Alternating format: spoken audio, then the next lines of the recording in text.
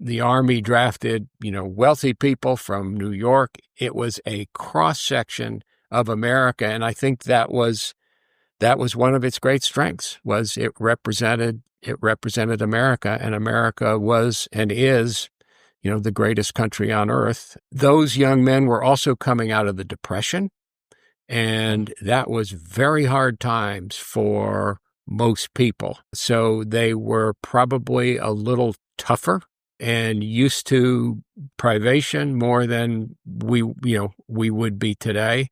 But I think, to me, the most striking thing is the Army represented America as a whole.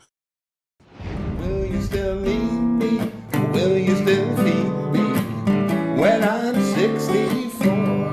And now the podcast where together we discuss proactive aging on your terms, connecting to the professional advice of our special guests while creating better days throughout the aging process. Now here's your host, Mark Turnbull. Hello, everyone, and welcome back to another lively discussion on Aging Today. We are the podcast where together we explore the many options to aging on your terms. You can find Aging Today and our past 9 years of programming on our website. Just go to agingtoday.us. And I want to say thank you to all of our listeners out there over the years. You are the ones that make this show so successful. And so those of you that have been listening, don't forget to follow us, because that's what is important. We need to know and to be able to monetize and also build upon our base. We're looking forward to having you follow us. Well, as you know, this is a show about aging, and what we've been trying to do over the past years is to capture as many intriguing stories of our forefathers, especially those that have gone into battle, into World War II. And I know that is that generation is leaving us on a daily basis. And I have always had an intrigue and an interest in World War II. And as you know, we've had other people on our show in the past, talking about their experiences in World War II from a historical and an experiential perspective. Today, we're going to stay along those same lines and genre, but we're going to be talking about World War II, if it's even possible to talk about it in a fictional manner, but that's where we're going to go. And here to guide us in our conversation is Robert O'Connor. He's an author, and he has written an intriguing book called Jeep Show. I always want to say Snow, but it's Jeep Show and a Trooper at the Battle of the Bulge. And Robert, welcome. Welcome to Aging Today, and I'm so excited to get into your book and into the background and all the things that you did to pour into the research, into, writing this intrigue copy of a fictional, but yet based on historical facts. So let's get into it. Thank you so much, Mark. It's really a privilege to be here talking with you and thus to your listeners. I will tell you the reason you probably say Jeep Snow instead of Jeep Show is there was so much snow at the Battle of the Bulge that it just comes to mind. It was a battle fought during a very bitter winter. Maybe a better title for your book would have been Jeep Show in the Snow. Thankfully, it's too late for that. Yeah. Okay, maybe it wasn't a better one. Right. All right. Well, one of the things I want to do is I do want to talk a little bit about you and your background, and we always want to start out each of our guests with, what's in your story, and that has led you to be such a prolific writer. And it's interesting. I would say that there's nothing humorous about war. However, humor can play a role in lifting morale in a time of war. And that humor, I could see it coming out of your book. And I'm really interested in you as a person because your personality is reflected in those words that you've written in that book. Oh, that's a very interesting point that I hadn't thought of, other than I have heard that every novel is an autobiography, no matter what it's about. So yes, there had to be some of me coming through. I was probably born with a modest gift for writing. Nothing genius level, but a modest gift. I made my living in the marketing trade, doing a lot of copywriting and business writing. About 13 years ago, I went through a very low period in my life. We all, you live long enough, you're gonna hit some hard times. And I went through a very low period. I got extremely depressed, and yet I still had to go to work and sit at my desk. And so I would go to work and sit at my desk, and I would just started to journal about how I got myself into this situation and how I might get myself out. I got better after about 30 days. And, it did make me empathetic, because I know that there are many people that feel just as bad as I did, and they don't get better. They feel that way every day, and I'm full of admiration for them. I kept on journaling and turned it into my first book, which is a nonfiction book called Gumption Aid, the booster for your self-improvement plan. And of course, it was my own self-improvement plan that I had in mind. And I realized that writing was my work. It was not, writing books was not how I earned my living. I earned my living in the marketing trade, but writing books was my work. With my children grown, as with most of your audience, we have to find what our work is. And for me, it became writing books. I was going to write a second nonfiction book about a circus, a misadventure called the Oxydol Circus. And your listeners, like I, will remember that Oxydol was a brand of detergent back in the day. It's not very popular now. I started out at Procter & Gamble and was told the legend of the Oxydol Circus. In a nutshell, a circus promoter sold the Oxydol brand on sponsoring a traveling circus. It turned out to be a marketing disaster, humorous only in retrospect, and it became a Procter & Gamble legend. I was doing some basic research on that and managed to locate the daughter of the circus promoter, a gentleman named Jim Tanzer.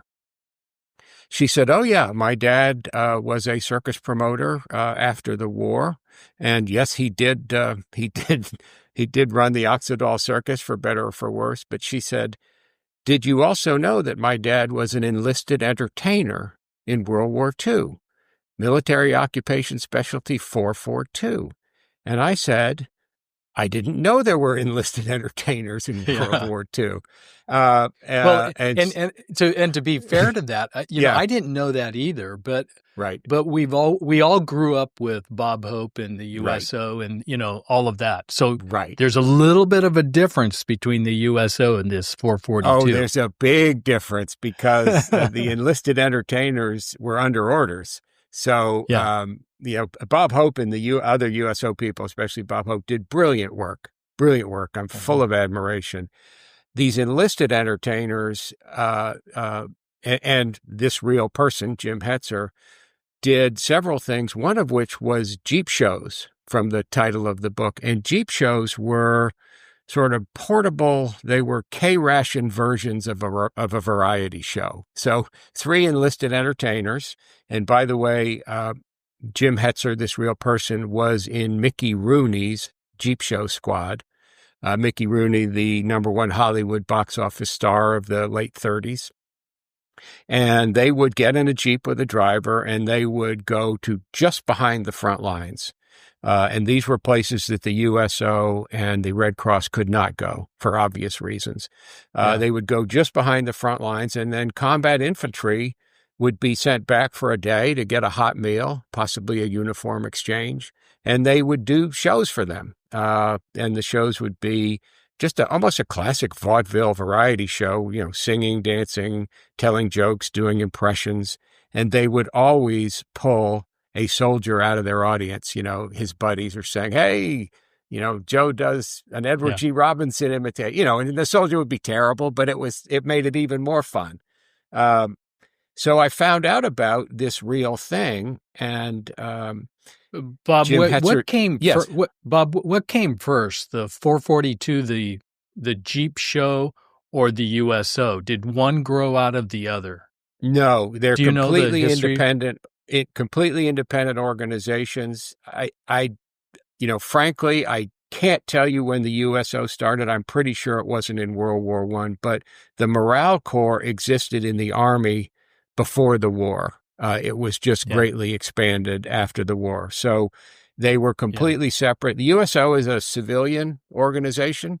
They cooperate with the military, whereas the enlisted entertainers were under orders. If they had been ordered, instead of doing a show, to pick up bazookas and go take on Tiger tanks, well, they would have had to do that. So completely different organization.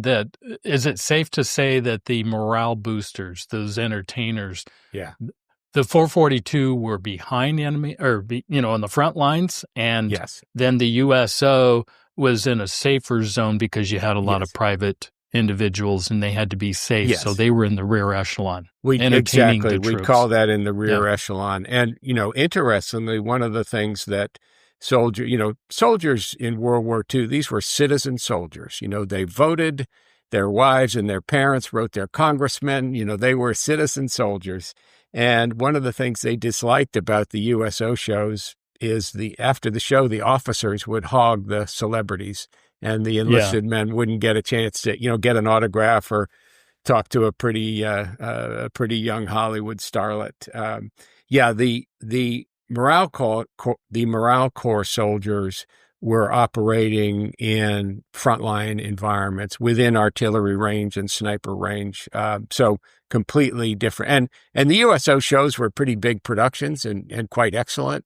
And again, these Morale Corps soldiers were doing a small variety show. Although, if you were sitting on the German border and you got to see Mick sat 10 feet away from Mickey Rooney doing his routine, you saw the best show in World War II.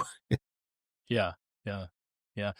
For those, the younger people in our listening audience that may not know who Mickey Rooney is, and I mean, he was a top dog. When it came, wasn't he right up there with some of the biggies like Bing Crosby, Sammy Davis Jr. In 1938 and 1939, he was bigger than everybody. He was the number one Hollywood box office star.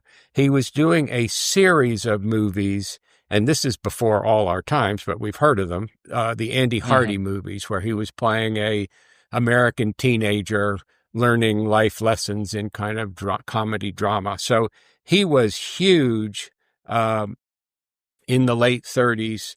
He had a problem. Well, there were a couple of things. First of all, he was a genius. The directors that worked with him, one of the directors said, other than Charlie Chaplin, Mickey Rooney is the most talented actor I've ever worked with. Mickey Rooney could do anything. He was an excellent dramatic actor. He was an excellent comedian. He could do stand-up. He could sing. He could play the drums. He learned to play the banjo in a day. But, genius. The problem with being a genius is where there are great strengths, there are corresponding great weaknesses. And Mickey Rooney's weakness was his private life was just one everlasting party. His first wife was Ava Gardner, but the most beautiful woman in Hollywood, and he cheated on her. Oh, I didn't know that. Wow. Yes. And, she was a babe. Yes, she was a beautiful woman, quite talented in the end. And he had a posse, he partied every night, went through Hollywood starlets like a hot knife through butter. And, that's not a good way to live over the long term. And I will give him credit, though. When he enlisted in 1944, and there was some public pressure on younger male celebrities to enlist, he could have stayed in Hollywood and worked at the Hal Roach Studios 10 minutes from his house. Lieutenant Ronald Reagan did admirable service there, making films for the Army. Rooney chose to go all the way, to go over to the European Theater of Operations, join the Morale Corps, and do these Jeep shows, putting himself in danger's way. I hypothesize that, and nobody has told me this, I haven't written this, and Mickey Rooney didn't say this, but I think some unconscious part of him felt he really needed to get away from the Hollywood lifestyle if he was going to survive over the long term. So yes, Mickey Rooney was a massive star.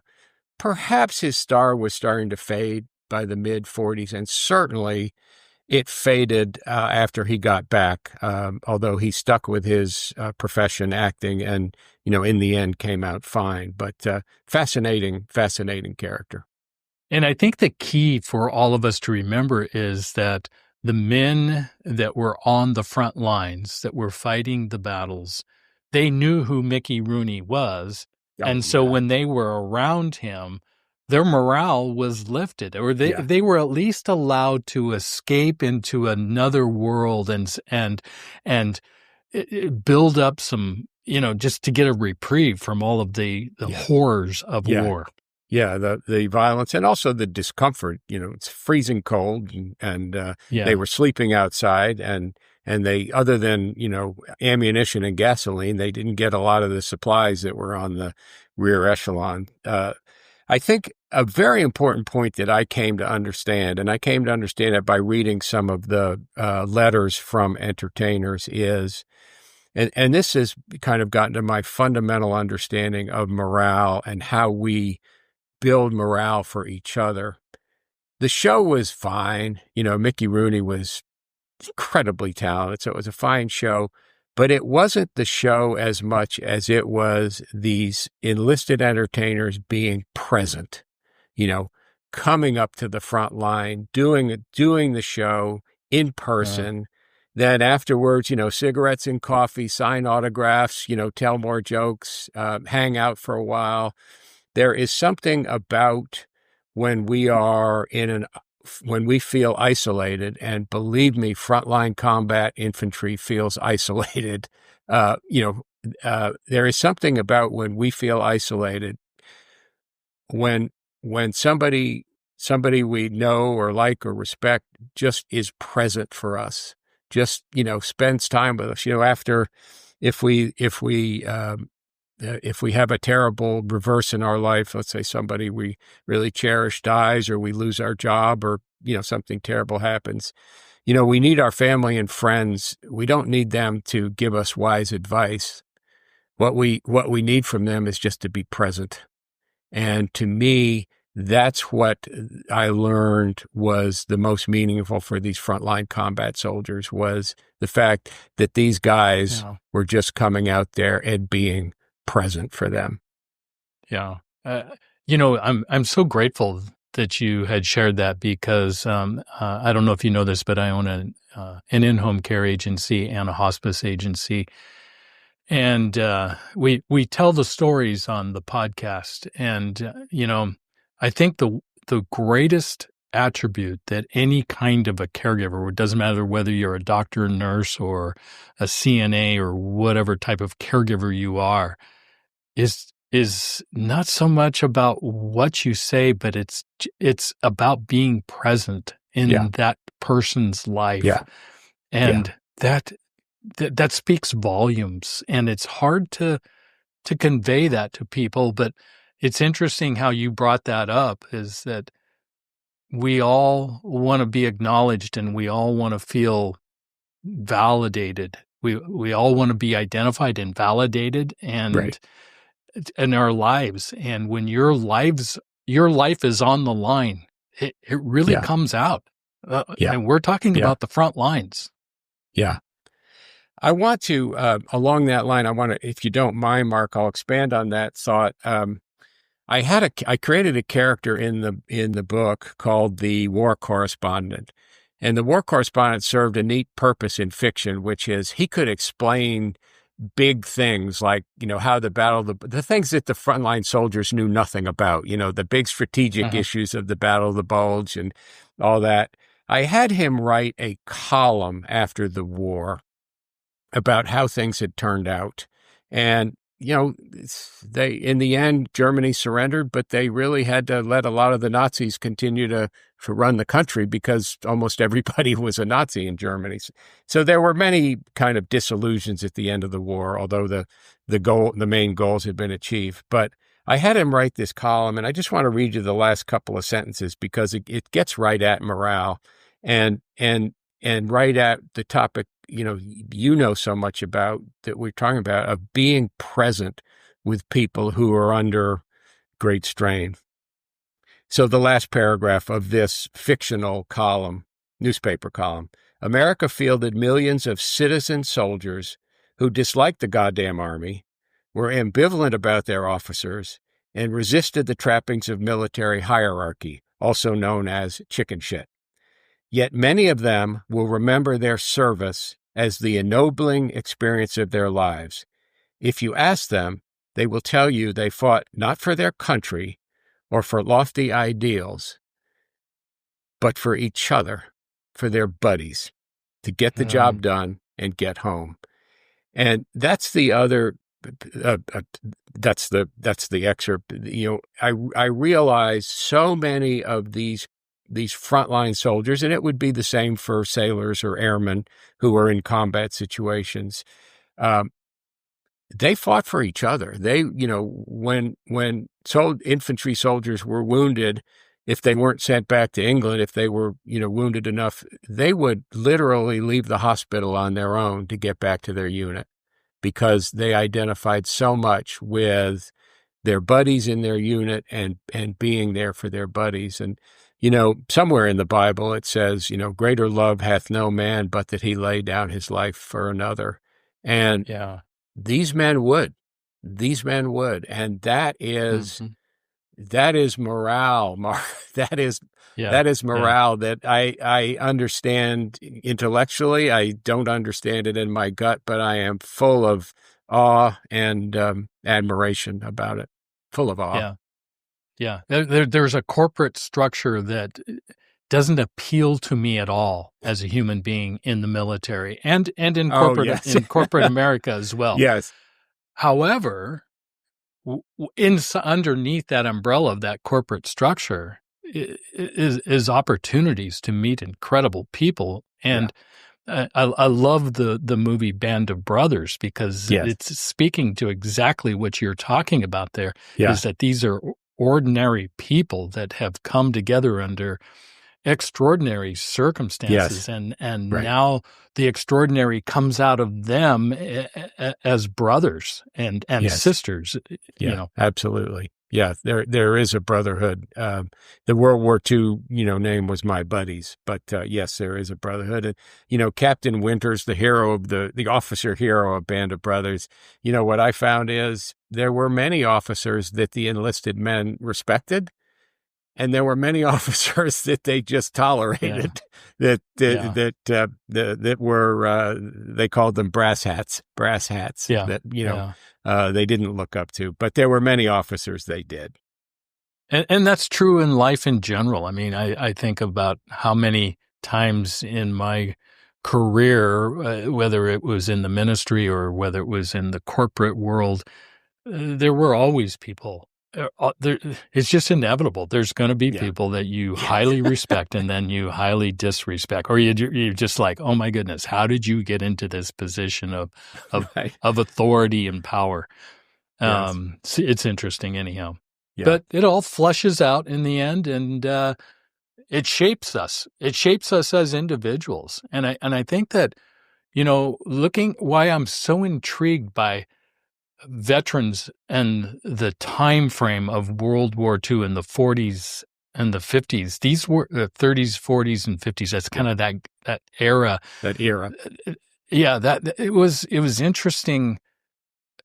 The character, the people, and how they came together and had one common cause, and I think Brokaw said it exactly right. The world's greatest generation. And I'm just so intrigued by that generation, self-sacrificing. And I'm sure there was individuals that, weren't. But oh yeah, in plenty, general, yeah, plenty of, what did they say? Gold. I think that the term of art was gold bricks. Plenty of gold bricks everywhere. Sure. Even now. Sure. Yeah.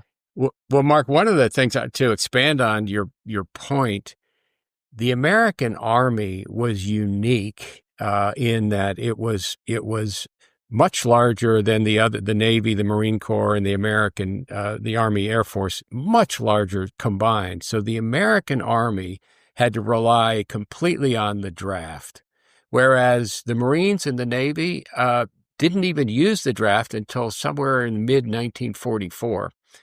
So the Army was the only branch of the service that represented the nation as a whole. It was a classic cross-section of the nation. So the Army drafted PhDs out of college.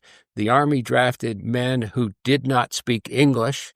They had immigrated from Italy or Germany or somewhere, in the middle in 1935, and the Army had to teach them English so they could understand their orders.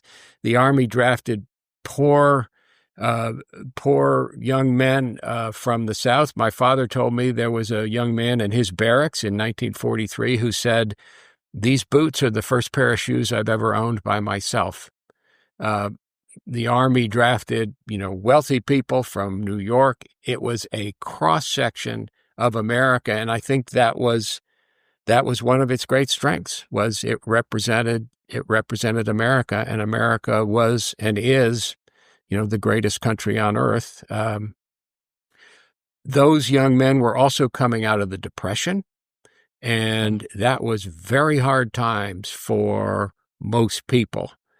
So they were probably a little tougher and used to privation more than we would be today. They probably had a different attitude about that. But I think, to me, the most striking thing is the Army represented America as a whole. Mm-hmm. Yeah, it was a cross-section of all the different classes of people, and it didn't distinguish, the upper class from the lower class. I mean, we were all one. Absolutely. Right. Absolutely not. It did distinguish the officers from the enlisted men, but which was divided pretty much along educational lines, which would divide across class lines. But there was many enlisted men that became officers, which must have been quite an interesting experience. Yeah. And I love the way you capture a lot of the culture in your book from really what was transpiring or what was going on in the 1940s. As you just mentioned, many of these men had to share shoes with their brothers at home, or didn't have shoes, and that's a concept that today I don't think many people even understand that that's what took place in America. Right. And the average GI gained about 20 pounds within the first 3 or 4 months of being in the Army, because for many of them, they hadn't been getting 3 square meals a day, and the Army provided 3 square meals. The Army also fixed the teeth of millions of soldiers who, if they had ever been to the dentist, hadn't been recently. So, the change in the American population as a result of World War II and so many young men being in the service, it fundamentally changed America. And then the GI Bill fundamentally changed America. Most of your listeners know the GI Bill offered GIs very favorable loans to buy a house or start a business, or free college. And so many soldiers from blue collar backgrounds after the war became the first people in their family to graduate from college. And of course, when you graduate from college, you then, earn more for the rest of your life. So it paid off. It paid off big time for the government on their tax receipts for the next 40 years. And on a personal note, my father, Robert O'Connor, also, who came from a blue-collar Irish Catholic family in Waterbury, Connecticut, ended up going to Yale on the GI Bill and graduated. I think he was a little bit out of his element there, but he managed to graduate and then was a financial executive for most of his life and, sent all his children to college. So yes, the U.S. Army, not just in the war, but afterwards, dramatically changed the social fabric of America. Did you know that the RMS Queen Mary, designed to carry 2,139 passengers in luxury accommodations, was used as a troop ship in World War II and carried 16,000 soldiers at a time? This Did You Know moment was provided by today's guest and is brought to you by Royal Hospice of Oregon. Yeah.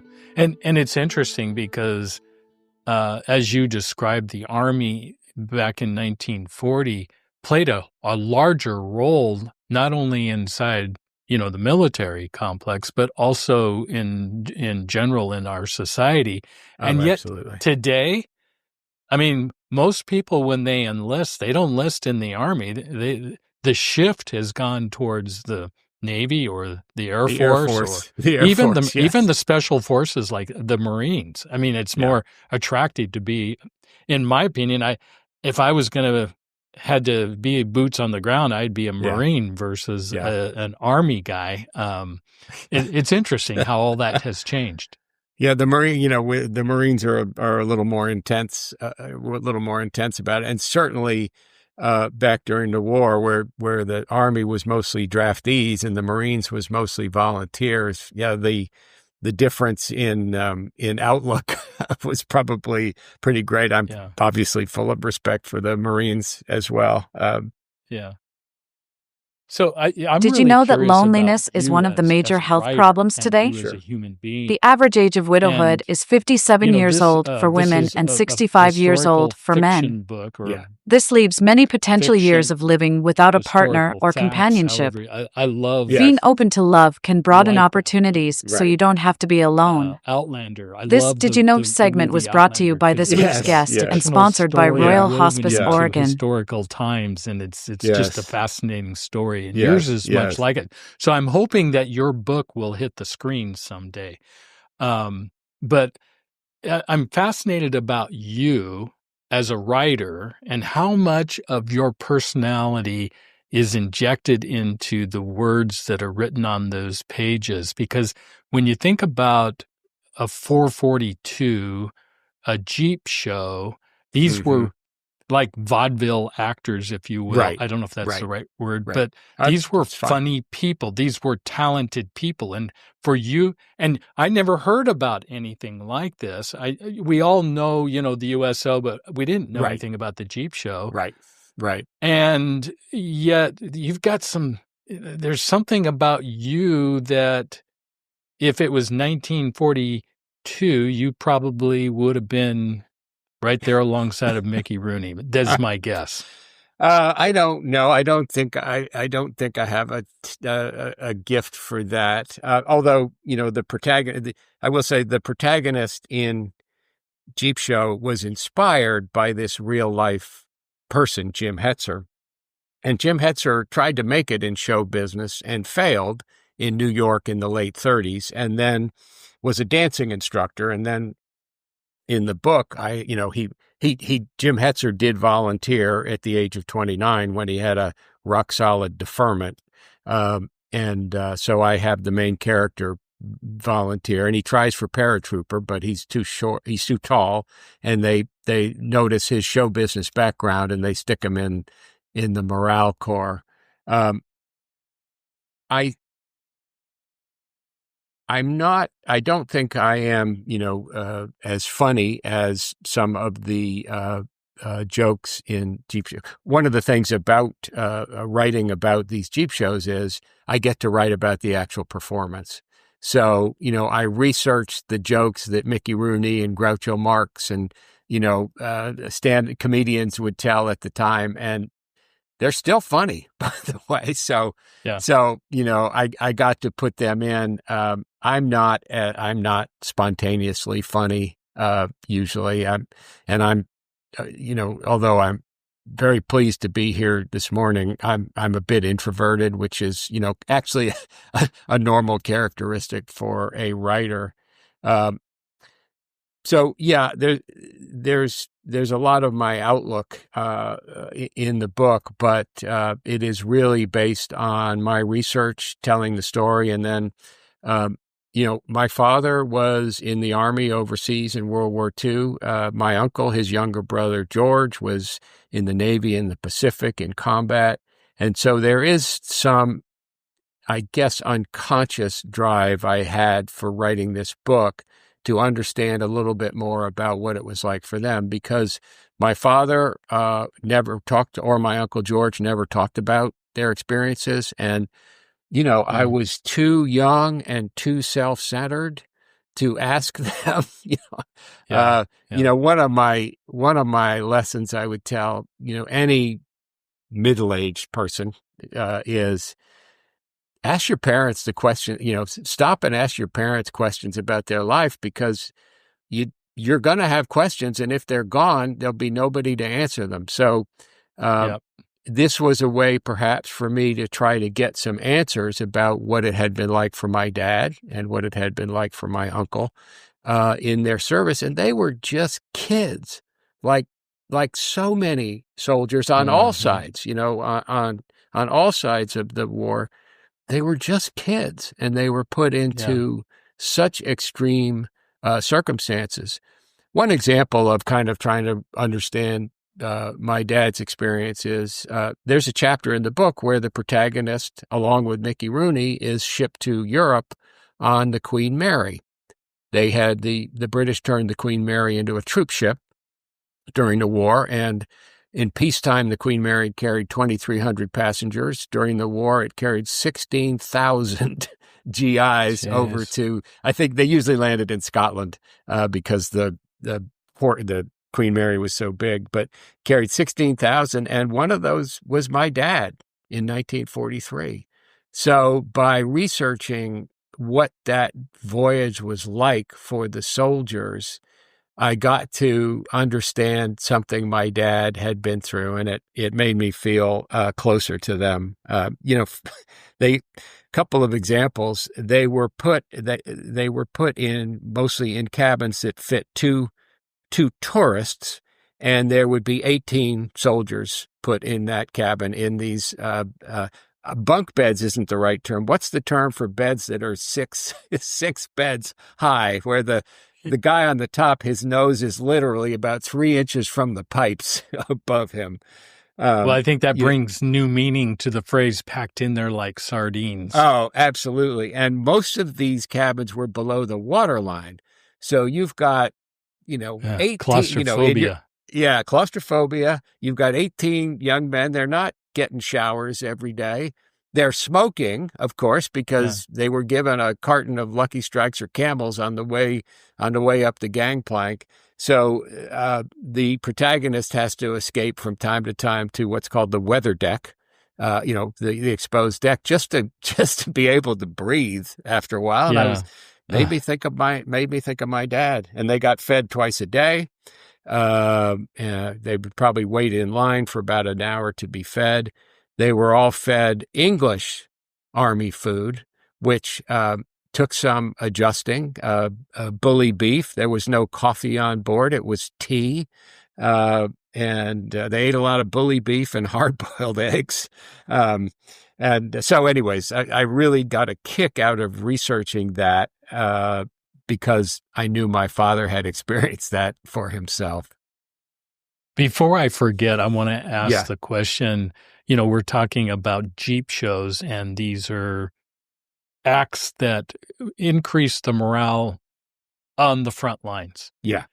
Did the movie White Christmas, was that a Jeep show? It's such a good question. And it's funny because I only stumbled on that movie within the last year. It's one of the best movies of the 20th century all around. Oh, yeah. What they open up with, what is very, very helpful in understanding a Jeep show, which is you've got a bunch of GIs that looked about a company size group, maybe a platoon. A platoon was somewhere between 70 and 90. So let's say you've got a platoon seated on the ground, and there's two soldiers up there doing a show. Where it diverted is that show became very Hollywood, production. There was, as I recall, what is it? It's Danny Kaye and Bing Crosby, two giant talents. Yeah. Oh my God. And by the way, Danny Kaye was an enlisted entertainer. He was an MOS 442 in World War II. So Danny Kaye and Bing Crosby are doing basically a two-man act, some singing, some dancing, some jokes. That is a Jeep show. Then when when the chorus comes on and there's 50 GIs marching and singing, that's not a Jeep show. That's Hollywood. Yeah, that's Hollywood. Yeah, that's Hollywood. But the setting is absolutely right, and they were within artillery range. So I am sure that some Jeep shows got halted. Well, they were bombed in the beginning of the movie. And when they were doing their act, and I was thinking about, in your book you write what a Jeep show is, or 442. It's three personnel. You got your somebody that plays musical instrument, and somebody that dances, and then you've got the third person is the Jeep driver. And in White Christmas, those three pieces came out loud and clear. Yeah, fascinatingly, the drivers, and I have this in the book, as you know, as most of us know, the Army was segregated in World War II. It wasn't until Harry Truman desegregated the Army in 1948 that the Army became, desegregated. Black soldiers, although there were some in combat units, not many, black soldiers were put in support units, and in particular, they were used as truck drivers and Jeep drivers. So these Jeep shows would be that driver would often be an African American soldier, reflecting what life was like back then. They didn't show that in the movie. By the way, I want to mention, you mentioned Sammy Davis Jr. He was an unknown he was too young in the late 30s. He was an enlisted entertainer. He was an MOS 442. And I'm intrigued. I haven't asked any historians, but he may be the first a soldier to integrate the United States Army, because Sammy Davis Jr. was a black man. He was a MOS 442 entertainment specialist, and he did Jeep shows. And so he was doing, he was in a squad with white soldiers doing Jeep shows. So that he may have been the first soldier to integrate the U.S. Army, to add to his already, legendary status. Quite a guy. Yeah. Explain what MOS stands for. Yes, Military Occupation Specialty. So okay. The day after, and I'm sure this is still done, but the day after the citizens, soldiers, arrived at what was called reception camp. They literally arrived in their civilian clothes and got haircuts and injections and all that. The very next day, you would take you'd answer a long quiz about your experience, and the Army would use that to decide where they wanted to deploy you. So if you had, if you were a plumber, that was your life experience. The Army may have put you in a mechanics type job. If you, as we know from the book, if you had some entertainment background, the Army might have put you in the morale corps to entertain soldiers. So that's military occupation specialty, came from the Army putting you where they thought they needed you. And if you were a baker, and the Army already had enough bakers, they put you in the infantry. Mm-hmm. The Army, you would go where the Army thought they needed you, but they did find out what you had done before. Yeah, which is smart, because Why teach somebody that doesn't know how to bake, and yet you got to feed the troops? So exactly. Yeah, it makes a lot of sense.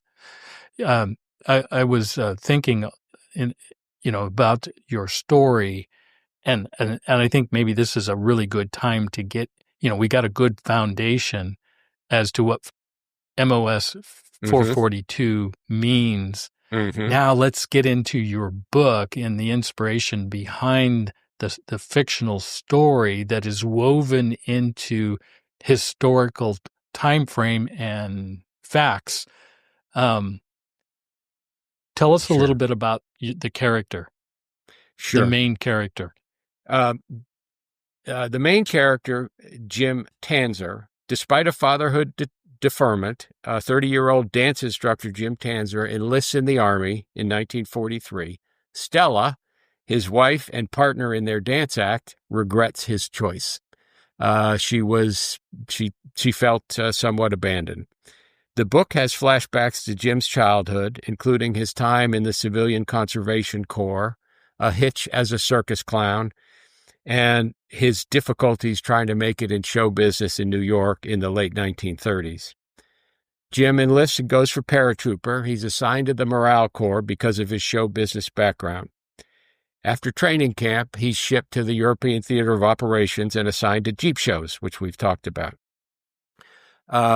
Jim and Mickey Rooney do a Jeep show right on the German border on December 15th, because by that time the American Army had pushed to the German border and it was kind of waiting there. They had outrun their supply lines largely, and so they were kind of put on the German border for almost rest and recuperation, but also guarding the German border. So Jim and Mickey Rooney do a Jeep show on the December 15th. Something happens in that area, and a soldier needs to be evacuated and takes Jim's seat on the Jeep. Jim is, of course, just going to come back the next day on a supply truck, but the next day the Germans begin the Battle of the Bulge. So the next day, Jim, who is in a frontline position, that position is overrun by German soldiers. And Jim makes his way back, and this is very historically accurate. The Battle of the Bulge was fought over about 90 miles of Luxembourg and Belgium border with Germany. 3 German armies attacked, one in the north, one in the south, and one in the middle. The only one that made progress, because of the resistance of American soldiers who were caught by surprise, but in the north and the south, the American soldiers were successful in slowing down the German armies greatly. The German army in the middle, which is where Jim Tanzer was, makes tremendous progress for a few days. So Jim is given a captured German map on the front lines and told to retreat to Clairvaux, which was regimental headquarters. Jim gets to Clairvaux. Clairvaux is then overrun the next day. Jim is given more materials, including some letters home, and is told to move west. And this happens in 3 or 4 places where there were significant battles during the Battle of the Bulge. So his path, the fictional protagonist's path, is exactly what a soldier would have taken who was staying one step ahead of the Germans as they moved west. And then Jim ends up in Bastogne, made famous by the legendary 101st Airborne, and in our time, Band of Brothers, as you said, that excellent miniseries. Jim ends up in Bastogne, and as really happened, Jim and other rear echelon soldiers and survivors of overrun infantry companies are organized into a fighting unit called Team Snafu. Snafu, of course, stands for Situation Normal, All Effed Up. This is a family show, so I won't give it, the complete Army treatment. But Team Snafu's job was to support the 101st Airborne. Airborne divisions have 4 regiments, and thus the 101st made kind of a square around Bastogne to defend it. And the Snafu soldiers, their job was to get in between these forces and plug holes as needed. So these rear echelon soldiers, again, we're talking about bakers and telephone operators and mechanics and soldiers whose job was to play in the division band. And then this entertainment soldier were organized into a fighting unit. And of course, they had been to basic training, so they knew how to shoot their M1 Garand rifle. But so the plot follows exactly what a soldier would have experienced in this situation. And of course, I can call on some historical figures. General McAuliffe, the famous general who was in charge of the forces in Bastogne.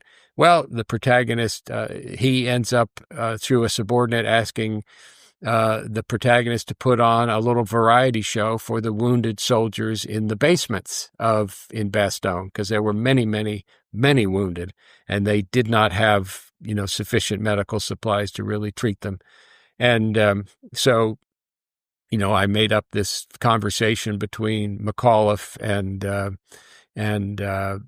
protagonist, Jim Tanzer, and McAuliffe is looking at the bill for the show, what the acts are, and he notices one of the players has a German name, and he says, "Well, what about this Willie?" And Jim says, "Well, he's actually a POW. He's an American, but his family moved to Germany in 1937, and so he's a POW, but he's very talented at singing." And McAuliffe says to him, "You know about the Geneva Convention, don't you, Private?" And the protagonist, Jim Tanzer, says, "Yes, I won't put him on after an animal act." And that's a bit of an inside joke for it. One of the things that vaudeville players never wanted to do, for obvious reasons, was to follow an animal act on stage. So the plot follows, very realistic, a path that happened during the war. I took no liberties with history. I did involve Jim in many, many, many, many battles. And then after the war, and again, this is based on a real life occurrence, Jim and Mickey Rooney do a command performance for a Russian, one of the highest ranking Russian generals and his staff. And this was an actual event put on by Omar Bradley, the very high-ranking American general, where he had a luncheon for the Russian general Konev. And in real life, the inspiration for the book actually performed there. I failed to mention an important thing to your audience and to you, Mark. This real person, his older sister saved every letter he wrote home from training camp and from Europe in the war. And I had access to these letters. So I got, I had 150 letters, primary sources that showed me exactly what he was going through that could get past the censors, because they did censor some things. So I knew that he had been in this command performance. I also put him, as so many soldiers, including Wally Reitz, who you interviewed a few weeks ago, I also put him in the liberation of a concentration camp, because that is such an important part of the story of World War II, is the liberation by the Americans and the Russians coming from the East, but the liberations of these concentration camps, which were at the time called murder camps, which is completely appropriate. And I wanted to capture the disbelief and the shock that these battle-hardened soldiers, I mean, they had seen terrible things, but when they got to the concentration camps, they couldn't believe their eyes. Yeah. They could not believe their eyes. So I wanted to capture that. So I did put him in the liberation of a concentration camp, and then which did not happen in real life. And then I did put him in occupied Germany after the war, because, we had, I don't know, something like 9 million men in Europe, and the war ended, and we didn't have enough transport to bring the men home very quickly, and we had to occupy Germany. So many soldiers ended up in Germany for a year, even longer after the war ended. And I wanted to show what that experience would have been like, because Germany, I have him in Berlin, and Berlin has been, bombed to rubble pretty much by first the Americans and then the Russians. So I'm following historical facts, but I'm involving, one man at the center of them all, and that's what you can do with fiction. And I should say, I decided I wanted to write fiction because I just, first of all, wanted to see if I could, and second of all, I wanted to tell, there are people that I want to read this story who will not read historical nonfiction about World War II. They're just, they just prefer a story. And so what I have tried to do is capture in an interesting story, factually, what it was like to be in the Army, in 1944, what it was like to be frontline combat, what it was like to liberate a murder camp, what it was like to be in Germany, post-war Germany, and really just wanting to get home as fast as you could. And I think I've captured that in an interesting story, or I hope I have, Mark. Well, I can say firsthand that you have, because I did read the story, and it's a fascinating read, very fascinating. And the thing I like about it is that there's enough historical facts and really what was going on. You've captured, just even the vocabulary of that day, you've captured that in the story to make it, which is what helps make it real. Yeah. And a lot of times in fictional stories, the author is sometimes using the language of today rather than the language of that day. Right. It's very important. I have a note in the foreword to the book. I use words that Americans use to describe Black people or Italian Americans or Polish Americans or Irish Americans. I use the words that people used at the time. They are offensive in 2025. So I wanted my readers to understand I'm using this because I want them to hear how people talked. And people did talk that way. I also, you may get a kick out of this. Speaking of, older movies, we were talking about White Christmas. I watched several movies from the late 30s to pick up on slang and how people talked. And then I read several great detective stories, The Maltese Falcon and The Big Sleep, that were written in the late 30s, just to pick up this over-the-top dialect and slang. I put in a fair amount of slang and dialect when the English characters are talking, you're getting English accents, but you have to be judicious. I wanted to put that in for realism, but you have to be judicious, because if you put in too much slang or too much English, British dialect or German dialect, the readers have a struggle through it. It takes them out of the story. And when you're trying to tell a story, you don't want the reader to be you don't want the reader to be taken out of the story. You want to just keep stringing them along, so they can't put it down. Yeah. Who should be reading this book? I would say, first of all, the number one target audience, I thought, was people that are interested in World War II. So many, Mark, people our age, as you said, we are losing our World War II veterans, and, they're mostly lost because just old age.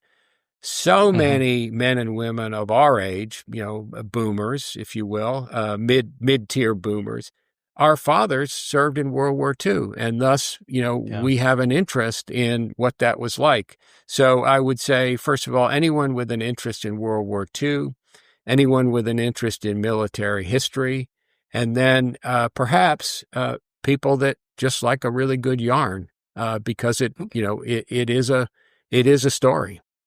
Yeah, I because I'm in senior communities all day long. Yes.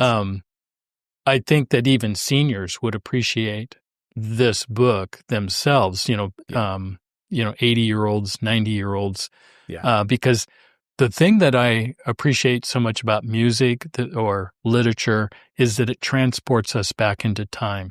Yes. And I think seniors, especially from that era, or were very young in the 40s. Maybe they were born in 1930, between 1930 and 1940, would appreciate this book because they didn't really experience maybe the actual war on the battlefield, but they experienced the war here in the States and all the things that were going on through their parents' eyes and what they experienced.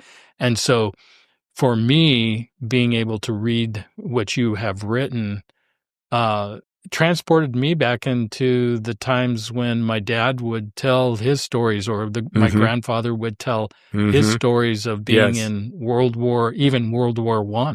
Yes. That's a very good thought. I consider myself a senior. I'm 68, so I'm right there. Much to learn from other people. I want to touch back on something you said that's really important, and it relates to morale, and relates to these Jeep shows. There was quite a lot of humor in these Jeep shows, whether impromptu, jokes, impressions. To me, humor is such an important part of keeping up one's spirits, of morale, because, at any age, awkward teenage years or senior years where we're having to, surrender many of the gifts we've been given, because life has its ridiculous components. And, we each as human beings have our ridiculous things we've done. And part of humor is being able to laugh at ourselves and laugh at life is so important, because if we don't laugh at ourselves, we tend to get ashamed of things we've done, stupid things we've done. And once we get ashamed of things, they become worse and darker. And laughing at stupid things we've done, or the absurd things about life, is also a very bonding. You're sitting around with your buddies, you're sitting around with people and laughing at something absurd is a very supportive bonding experience. So I don't want to discount the importance of the humor in the Jeep shows and the importance of humor to these frontline soldiers. Probably some of your audience will remember or know of the cartoons that were published in Stars and Stripes. They were called Willie and Joe. And this was done by a sergeant named Bill Malden. And Bill Malden ended up being a Pulitzer Prize winning editorial cartoonist. He developed two infantrymen characters in World War II called Willie and Joe, and they encapsulated the citizen soldier experience. They were usually unshaven. They were usually a mess. Their uniforms were covered with dirt. They were usually smoking, and they had a very skeptical attitude towards their officers. And these cartoons were published in Stars and Stripes and beloved of enlisted men. And some of the generals, and particularly General Patton, were outraged by these cartoons because he thought they, undermined discipline. But they didn't. They just captured the spirit of the citizen soldier. And I hung over these cartoons as I was researching the book, because they really communicated to me that, classic American citizen soldier mentality. And that made the American forces unique because, the British, fine army and gallant, they had their class system. The British have this class system and aristocracy that really made their army a different thing. The German army was very much, until the end, professional soldiers, and of course not citizen soldiers, because the Germany was a dictatorship. The Japanese army was almost medieval in its, devotion to their officers and their willingness to do terrible things to other people, but also to endure terrible things themselves.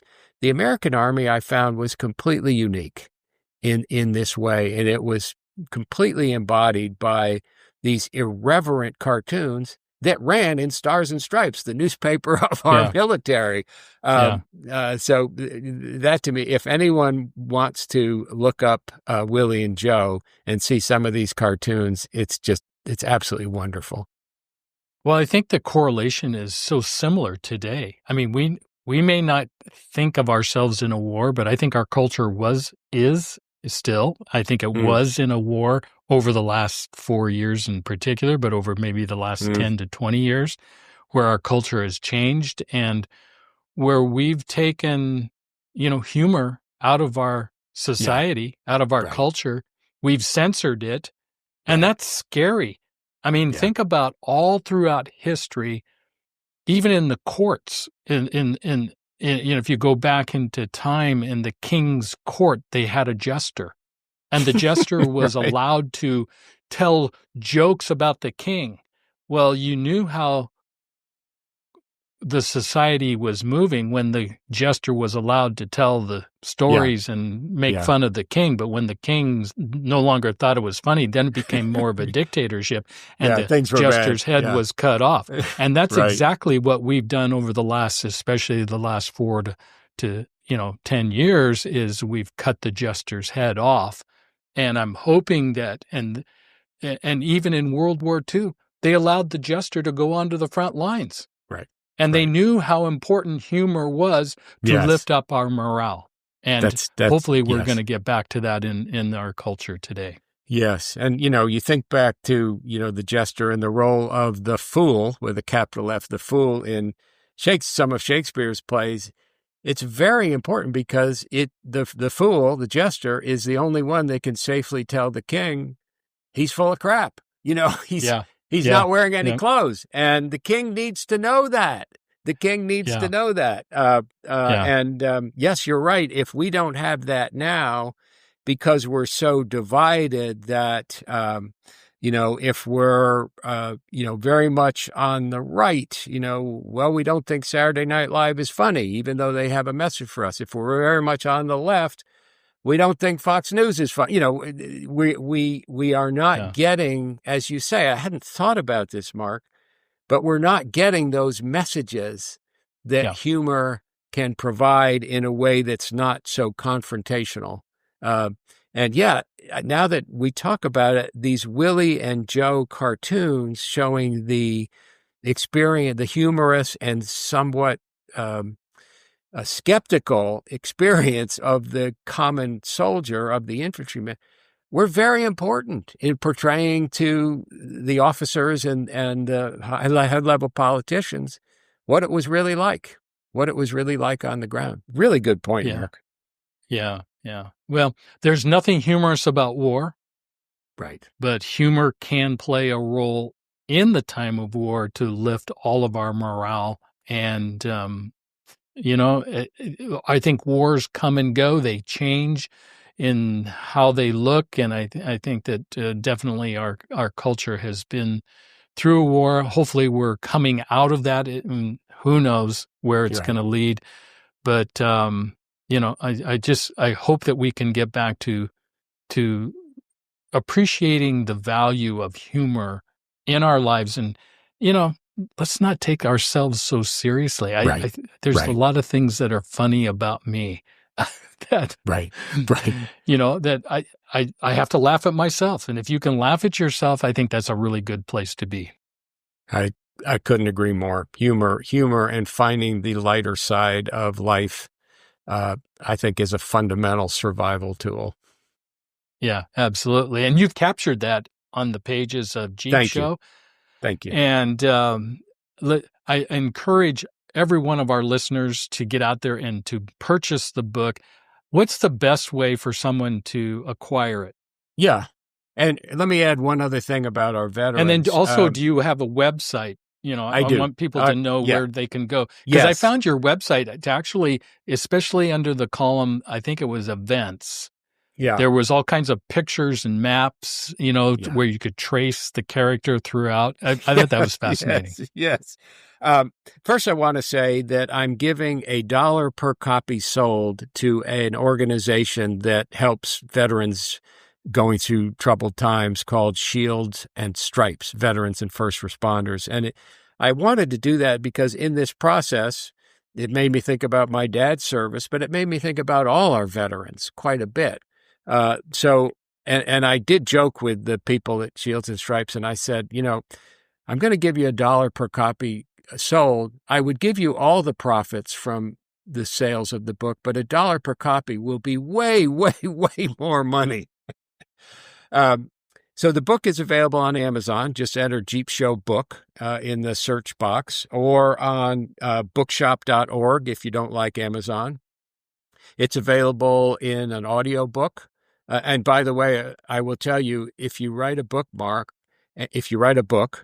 and you want to catch all the typos that you made, you hire an actor to read the book for an audiobook, and you sit in the studio with him, because every 3 pages he stops, he looks up at me and he says, did you mean to say this?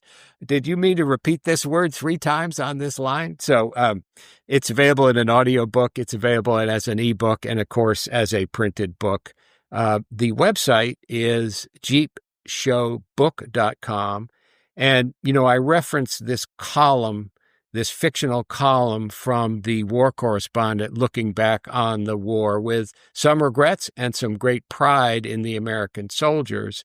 I had put it at the end of the book, but my editor made me take it out because she said, even though it's great, the book has to end with your main character. It can't, the book shouldn't end with this very interesting column looking back. So I couldn't bear to part with it, so I put it on the website, and I want to recommend that. It gives a good overview of how someone on the spot would think about the war in 1946. So that's how the book is available. And also on the website, I'd be able to get comments from any of your listeners or questions, and I would love to have questions or comments. So that's also another reason to go to the website, which is, again, jeepshowbook.com.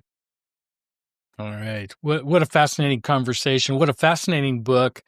You're an intriguing individual. There's just so many more things beneath the surface, and you can see your personality coming out in the book. So I highly, highly appreciated that. And I encourage all of our listeners to go out there and purchase Jeep Show. And it will transport you back into time. It will transport you back into the 1940s and during the war, and what it must have felt like through, maybe even though it was a fictional character, it will transport you to actually know what it was like to live back then in war. Mark, you are gracious indeed. You are gracious indeed, and it's really been a privilege. Thanks. Thank you, Robert O'Connor, for being on Aging Today. We truly appreciate it. And this is Mark Turnbull, your host, and I want to thank all of you for tuning into Aging Today. We are the podcast where together we're exploring the many options to aging on your terms. Join us every Monday when we release a new conversation on Aging Today to your favorite podcast channel. And remember this. We're all in the process of aging, and as we age, we really are better together. So stay young at heart. You make me feel so young. You make me feel like spring has sprung. And every time I see your face, I'm such a happy individual. The moment that you speak, I want to go play hide and seek. I want to go and bounce the moon just like a toy balloon. Well, you and I are just like a couple of tots running across the meadow, picking up lots of forget-me-nots. So you made me feel so young. You made me feel there are songs to be sung, bells to be rung, and a wonderful thing to be fun. And even when I'm old and gray. You've been listening to Aging Today, where together we explore the options to aging on your terms. Join Mark and his guest next week for another lively discussion on proactively aging on your terms, connecting you to the professional advice of his special guests, with the goal of creating better days throughout the aging process. Your host has been Mark Turnbull.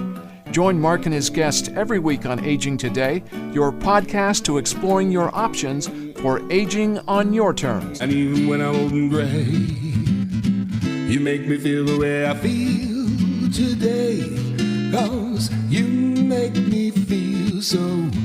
You make me feel so.